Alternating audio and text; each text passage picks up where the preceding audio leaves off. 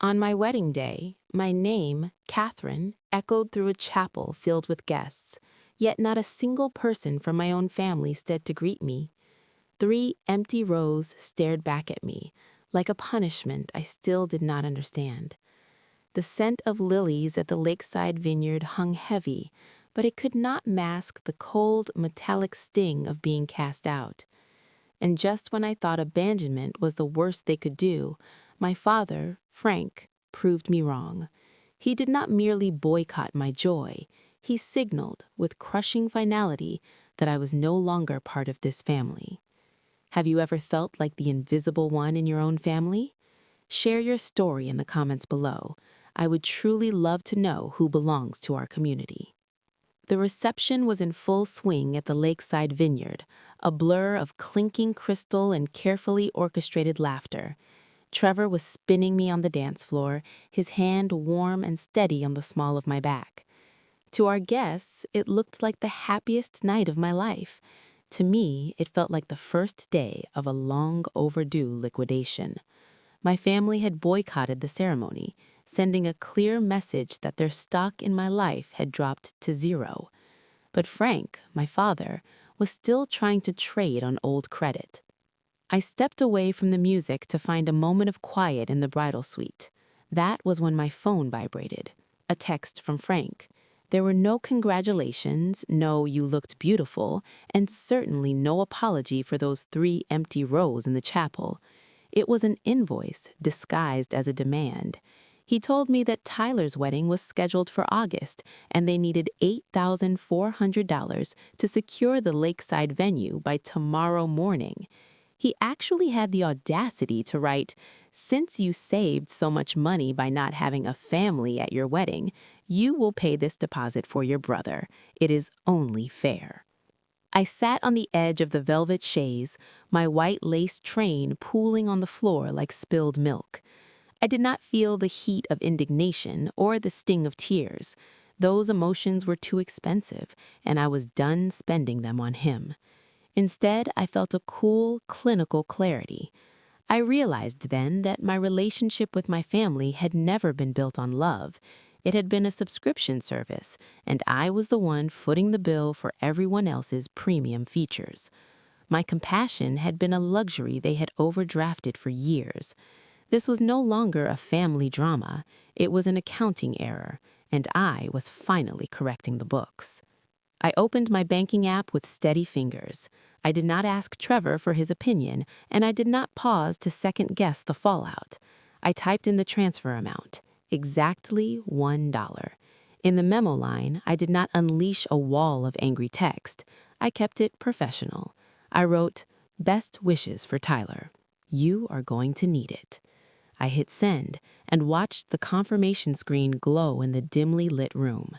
It was the most satisfying transaction I had ever authorized. I was paying out the final dividend before closing the account for good. When we finally arrived back at our house late that night, the adrenaline from the reception had faded into a sharp, focused awareness. I set my bouquet on the kitchen island and stopped cold. There, sitting on the granite counter, was a silver key, my father's spare key. He had not shown up to see me walk down the aisle, but he had seen fit to let himself into my home while I was at the vineyard. He had not asked for permission. He hadn't even mentioned it. He had simply used the key I had been forced to give him when he co-signed the original mortgage as a skeleton key to my private life.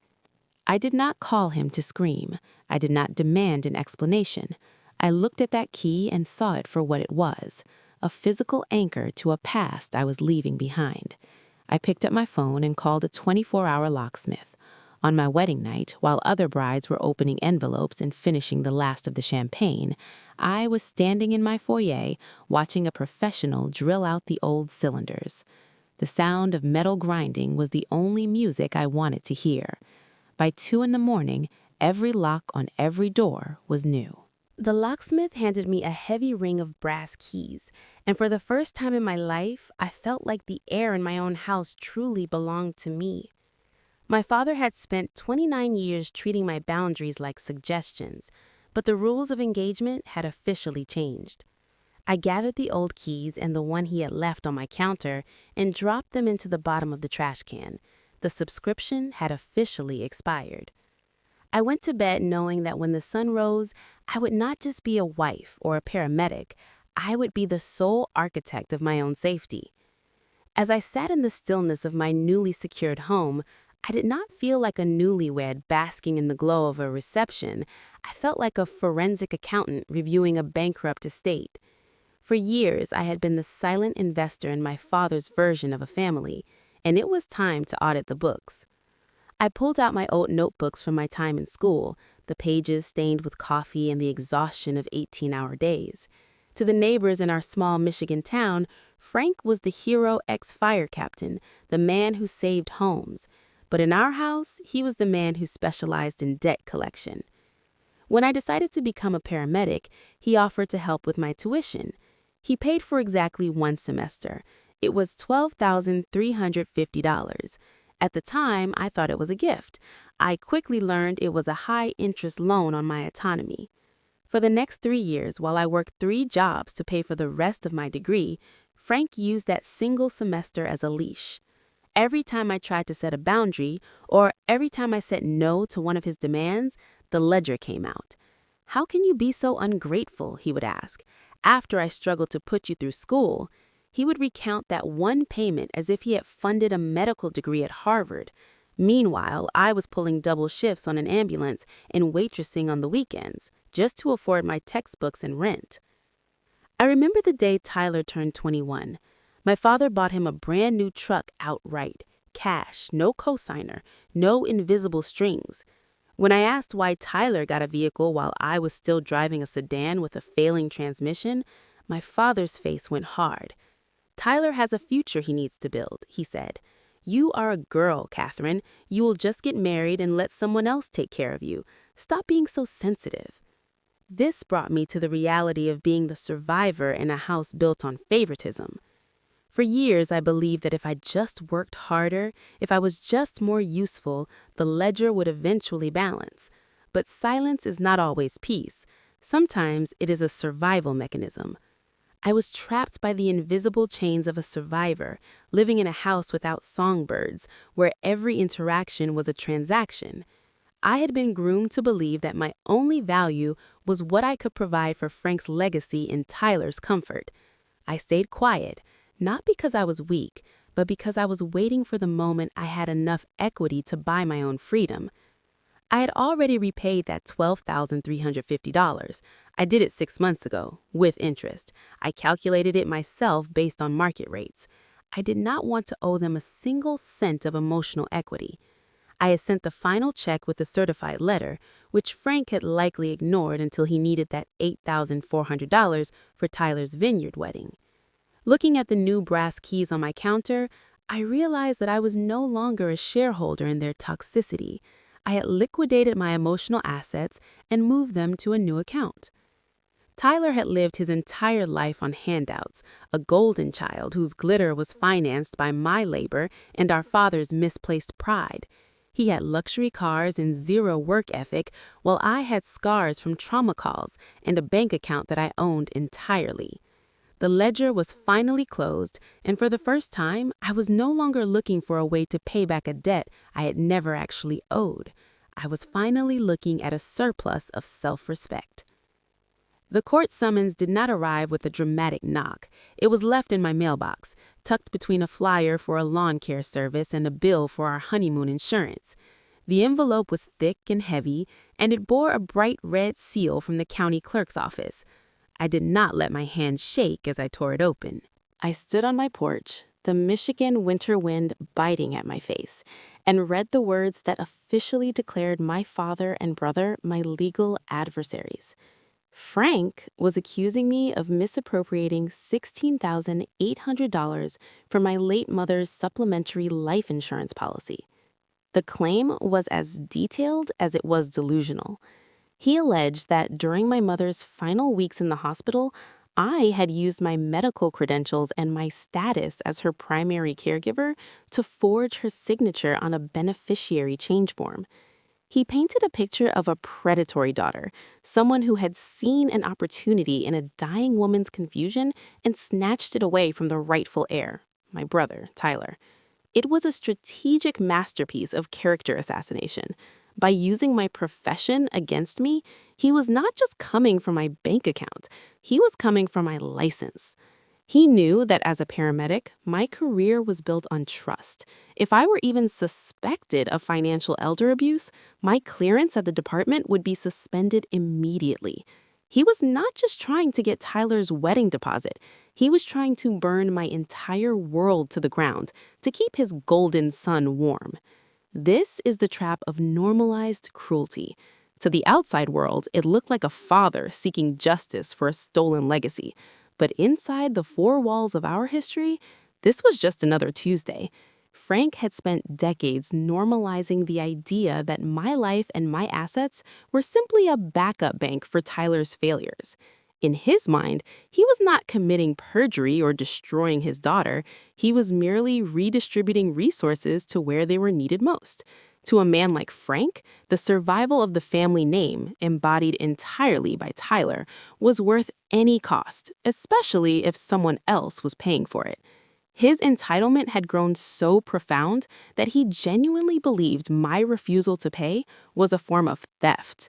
Because I had dared to stop being his safety net, he felt justified in creating a new narrative where I was a criminal.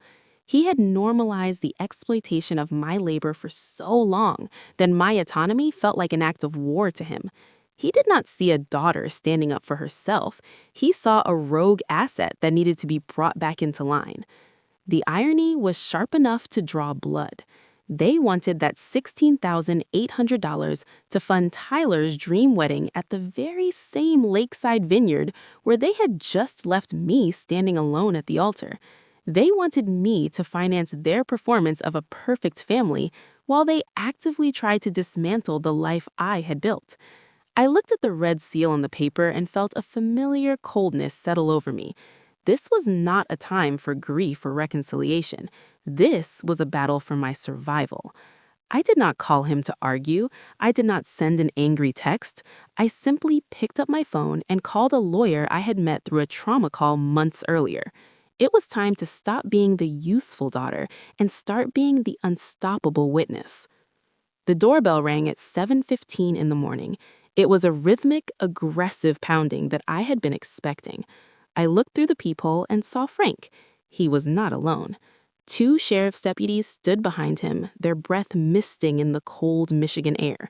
Frank was holding a stack of yellowing papers, the original mortgage documents he had co-signed 3 years ago. He looked triumphant, as if he were finally about to reclaim a territory that had gone rogue. I opened the door exactly 4 inches, the security chain still engaged. Frank did not wait for a greeting. He shouted to the deputies, "That's her. She changed the locks on my property. I co-signed this house, and I have a legal right to enter." "You're living in the past, Frank. You forgot about the papers you signed 3 years ago. When I bailed you out to stop the foreclosure, you signed a conditional quitclaim deed. The terms were clear. If you failed to contribute to the mortgage for 24 consecutive months, the title would revert entirely to me. I didn't steal the house. I simply executed the contract you signed when you were desperate. I refinanced it in my name alone last month because legally, your interest in this property expired a long time ago." He turned to my father, his tone shifting. "Sir, you no longer have a vested interest in this property. You need to leave immediately, or you will be cited for trespassing." The shock on Frank's face was the first real payment I had received in years. He stared at the papers as if they were written in a dead language. He sputtered about loyalty and family, but the law did not care about his version of loyalty. The deputies escorted him down the driveway, his once imposing fire captain stature now frail and hollowed out against the gray winter sky. The wheels of justice turned slowly. For 8 long months, our lawyers traded discovery motions. Frank believed he could win by dragging it out, hoping I would get tired and pay up. He did not realize that every month he delayed was another month for my investigator to dig through his records. By the time we reached the courthouse, my attorney had already moved for summary judgment. We were not there to debate. We were there to present the final audit of his lies. The morning of the hearing felt like an autopsy of a dead relationship. The fluorescent lights in the county building were unforgiving, casting a pale, clinical glare over the wooden benches. Frank sat in the complainant's chair, his back rigid, still trying to project the authority of a fire captain. Tyler sat behind him, his eyes darting toward the door, his designer suit looking like a costume on a man who had never done a day's work in his life. I sat with Vanessa, my hands resting on a manila folder that contained the data to end the charade. When the judge called for evidence regarding the missing $16,800, Vanessa stood up. She did not plead, she did not use emotional language, she simply presented the ambulance GPS logs and my dispatch records. On the nights the funds were withdrawn, she said, her voice echoing in the sterile room, Catherine was more than 50 miles away, performing life-saving measures on a cardiac patient. Her location is verified by federal satellite data. The judge reviewed the logs, and I watched the color drain from my father's face. But Frank had made a fatal error in his greed. Vanessa presented a secondary set of documents, loan applications in my name that I had never signed. He had not just lied about the insurance money, he had forged my signature to open lines of credit for Tyler's lifestyle. That $16,800 was not a theft by me. It was the exact amount he had embezzled using my identity. When the forensic handwriting expert's report landed on the judge's desk, Frank's triumphant posture finally collapsed. But the real execution was yet to come. Vanessa pulled out a copy of a pawn shop receipt. We also have documentation regarding the $5,000 deposit Tyler made for his wedding photographer just 2 days after withdrawals from the insurance account began. And here, she continued, sliding the image toward the judge, is the collateral he used. Frank leaned forward, his hands trembling as he stared at the receipt. The description was unmistakable. 1 gold firefighter's Medal of Valor, engraved, Captain Frank Henderson. For a moment, the room went completely silent. I watched my father's world implode. The son he had boycotted my wedding for, the son he had tried to frame me to support, had sold the only thing Frank actually owned of value to pay for a vanity party. Frank turned toward Tyler, his voice a broken whisper that carried farther than any shout. "You took my medal, Tyler. I gave you everything." Tyler could not even look at him. He just stared at the floor, his silence a confession. It was total moral bankruptcy. This is the illusion of power built on an empty wallet. My father had spent years acting as though his authority over me was inherent, a natural law of family hierarchy. But in reality, his power was a rented shell financed entirely by my compliance and my money. He had built his identity as being the provider, while I was the one actually footing the bills. The moment I stopped playing along and cut off the cash flow, the illusion vanished. He was not a captain anymore. He was just a man with a trailer park future, realizing that the only person who had ever truly valued him was the daughter he had just tried to destroy. His status had hit 0, and he was finally seeing the true balance of his life. I stood as the judge issued the ruling to dismiss the charges against me with prejudice. I did not feel joy. I did not feel pity. I felt the same detached satisfaction that comes from a job well done. I looked at the 2 men across the aisle, one hollowed out by greed, the other by a pride with no foundation. I was no longer an asset they could liquidate. I was the one who had finally audited the family's soul and found it wanting. I turned my back on them and walked out into the cold Michigan afternoon, leaving the ashes of their pride behind me. Tyler's wedding never happened.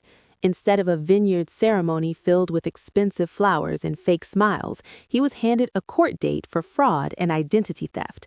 Frank's world did not just crack, it disintegrated. He was forced to sell the family house, the one I had spent 48 months paying for, just to cover the restitution he owed and the mounting legal fees from his failed assault on my character. He moved into a small rented room on the edge of town, finally living the reality he had spent years pretending was mine. I took the last of the savings, the money we had set aside for a honeymoon, and returned to that cold, dimly lit pawn shop. I bought back the gold firefighter's medal of valor. He was just a man with a trailer park future, realizing that the only person who had ever truly valued him was the daughter he had just tried to destroy. His status had hit 0, and he was finally seeing the true balance of his life. I stood as the judge issued the ruling to dismiss the charges against me with prejudice. I did not feel joy. I did not feel pity. I felt the same detached satisfaction that comes from a job well done. I looked at the two men across the aisle, one hollowed out by greed, the other by a pride with no foundation. I was no longer an asset they could liquidate. I was the one who had finally audited the family's soul and found it wanting. I turned my back on them and walked out into the cold Michigan afternoon, leaving the ashes of their pride behind me. Tyler's wedding never happened. Instead of a vineyard ceremony filled with expensive flowers and fake smiles, he was handed a court date for fraud and identity theft. Frank's world did not just crack, it disintegrated. He was forced to sell the family house, the one I had spent 48 months paying for, just to cover the restitution he owed and the mounting legal fees from his failed assault on my character. He moved into a small rented room on the edge of town, finally living the reality he had spent years pretending was mine. I took the last of the savings, the money we had set aside for a honeymoon, and returned to that cold, dimly lit pawn shop. I bought back the gold firefighter's medal of valor. Holding it, I felt nothing but the weight of cold, indifferent metal. Frank sent a message through a neighbor, begging me to give it back. He said it was the only piece of his soul he had left. I did not even reply. I walked into the local firefighters museum and handed it over. I did not ask them to honor him. I asked them to display it under my mother's name. It was a tribute to the quiet bravery of those who endure, not the loud pride of those who exploit. This part of my story is for those of you who have spent your lives sitting at the spare table, for those treated like an invisible resource, a bank account with a pulse, or a shadow in your own home. I know the weight of that silence. I know the sting of those empty rows at the chapel, but I want you to know that your worth is not a transaction. You do not owe your future to people who only value your utility.